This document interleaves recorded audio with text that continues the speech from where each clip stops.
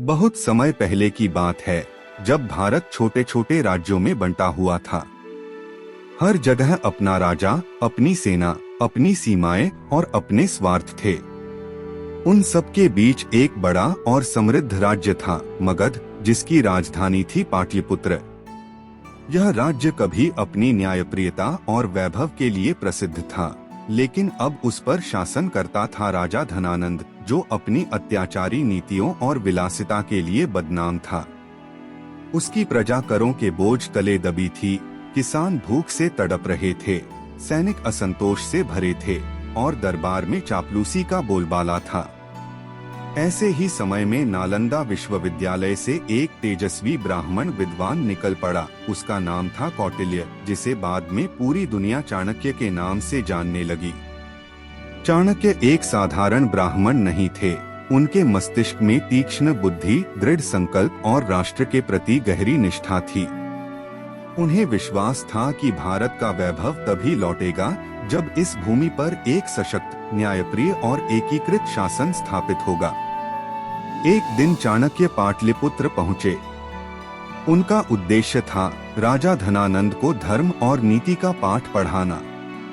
वे दरबार में पहुँचे और राजा से बोले, राजन, तुम्हारा शासन अन्याय और लोभ से भरा है। जनता दुखी है और तुम विलास में डूबे हो। यह तुम्हारा नहीं, प्रजा का धन है। इसे लूटना अधर्म है। धनानंद ने यह सुनकर क्रोध से हंसते हुए कहा, यह राज्य मेरा है, यह प्रजा मेरी है और जो चाहे मैं कर सकता हूँ।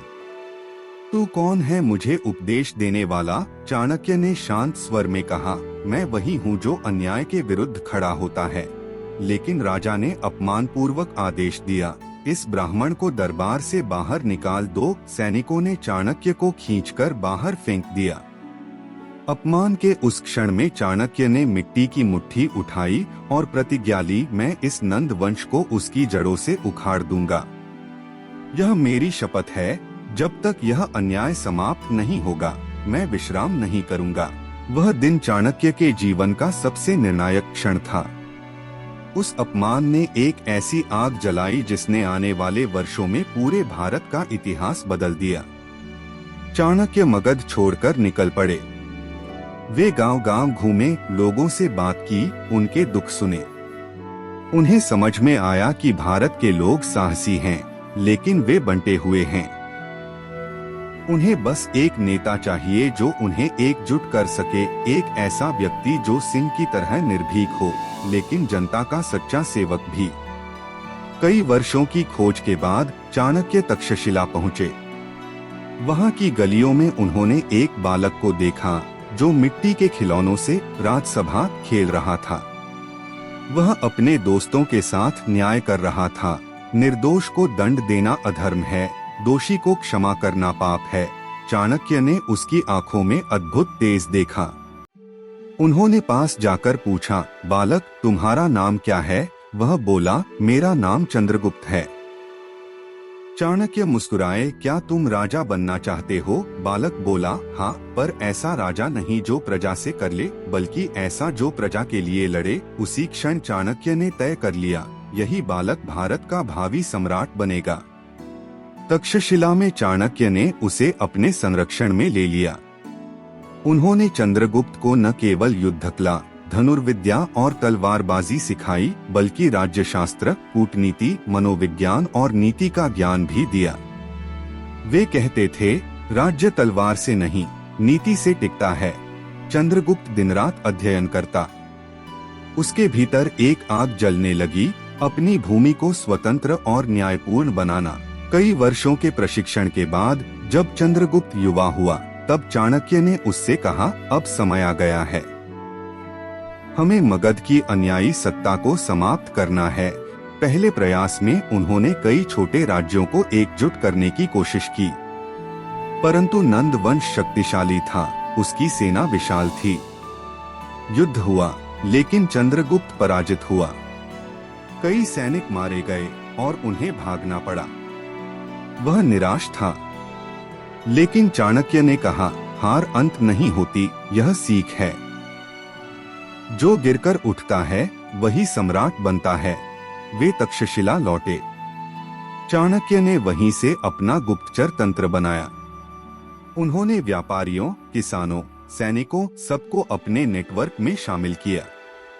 धीरे धीरे उन्होंने नंद साम्राज्य की कमजोरी जान ली।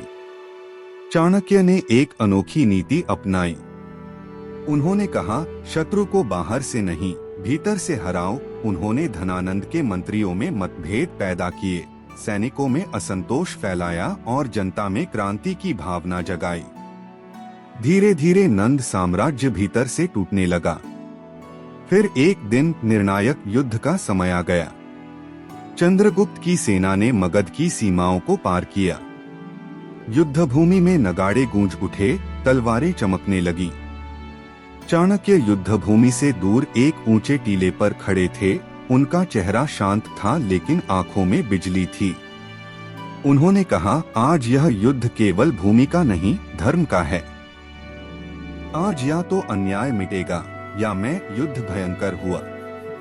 कई दिन तक चला, लेकिन चाणक्य की नीति ने खेल पलट दिया। उन्होंने नंद सेना में भ्रम फैलाने के लिए झूठे संदेश भेजे।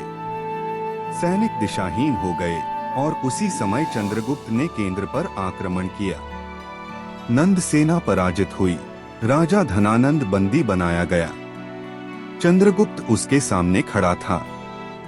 धनानंद कांपते हुए बोला, मुझे मार डालो पर मेरे परिवार को बख्श दो। चंद्रगुप्त ने कहा, हम न्याय करते हैं, प्रतिशोध नहीं, और उसने धनानंद को जीवन दान दिया। पाटलिपुत्र में जब चंद्रगुप्त ने सिंहासन ग्रहण किया, तब चाणक्य ने उसके मस्तक पर तिलक किया और कहा, आज भारत ने अपना सच्चा सम्राट पाया है। जनता की जयकार गूंज उठी, जय सम्राट चंद्रगुप्त मौर्य, जय चाणक्य गुरुदेव। चंद्रगुप्त के शासन में भारत का एक नया युग प्रारंभ हुआ। राज्य की सीमाएं पश्चिम में अफगानिस्तान तक और दक्षिण में कर्नाटक तक फैली। व्यापार बढ़ा, सड़कों का निर्माण हुआ, कर व्यवस्था सुधरी। चाणक्य ने अपने ज्ञान को ग्रंथ के रूप में लिखा, अर्थशास्त्र, जिसमें शासन, जासूसी, युद्ध और नीति के हर पहलू का उल्लेख था। वह कहते थे, राजा का सुख प्रजा के सुख में है। यदि जनता रो रही है तो राजा को नींद नहीं आनी चाहिए। चंद्रगुप्त ने वही किया।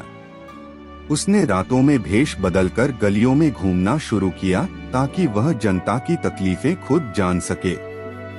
धीरे धीरे भारत एक सशक्त और समृद्ध साम्राज्य बन गया।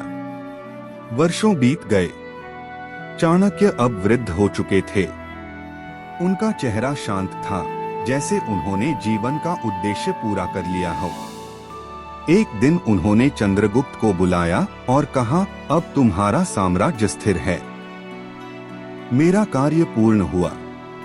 अब मैं वन में ध्यान करने जा रहा हूँ। चंद्रगुप्त ने विनम्र स्वर में कहा, गुरुदेव, आपके बिना मैं अधूरा हो जाऊंगा।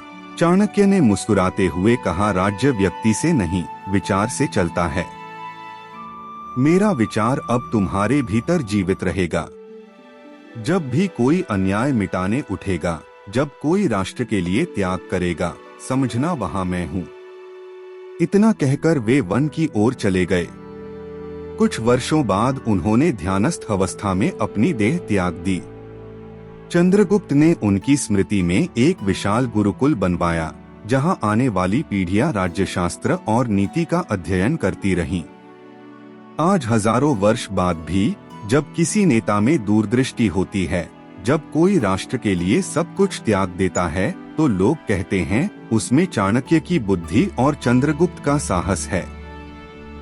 यह कहानी हमें सिखाती है कि अपमान कभी कभी हमारे भीतर सोई हुई शक्ति को जगाता है।